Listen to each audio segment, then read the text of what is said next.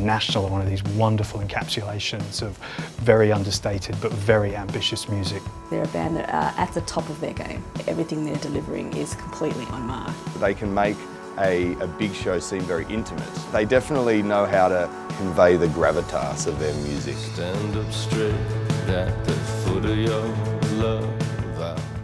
Something you can go very deeply into, spend a lot of time with, and consistently find new things. The craftsmanship is so good. They've refined it so well, and you can tell they're actually taking new journeys and kind of stepping out to new things.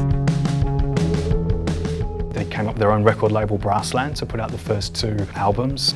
Then they did the Cherry Tree EP, which I think was a bit of a calling card for them, which is a mighty piece of work. They put out Alligator in 2005. And Alligator was the first time I'd heard them. It was also the first time I think most of the rest of the world got to hear them, but it was still a bit of a sleeper hit.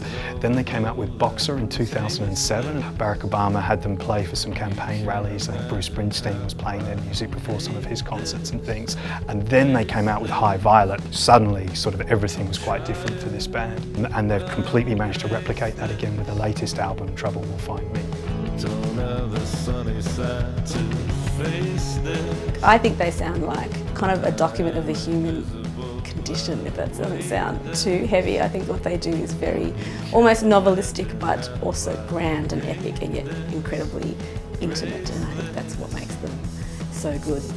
So they, on surface listen, sound like an independent rock and roll band, and then suddenly the drums will hit you, and then you'll hear what's going on with the guitars. I really like the way the guitars interplay in the National. They play off each other, they're mucking around with each other. And then there's Matthew's lyrics, which are incredible. Dark, macabre humour, that almost apocalyptic, almost Nick Cave-esque sort of stuff. They sound like a very dour, serious band, but he's throwing in one-liners all over the place. They love the idea of taking the record and expanding it a bit on stage. So you're hearing these permanently evolving and fascinating versions of the music that you're familiar with when you see them live. I think the kids are in trouble. And they really kind of say, you know what, let's experience this experience together.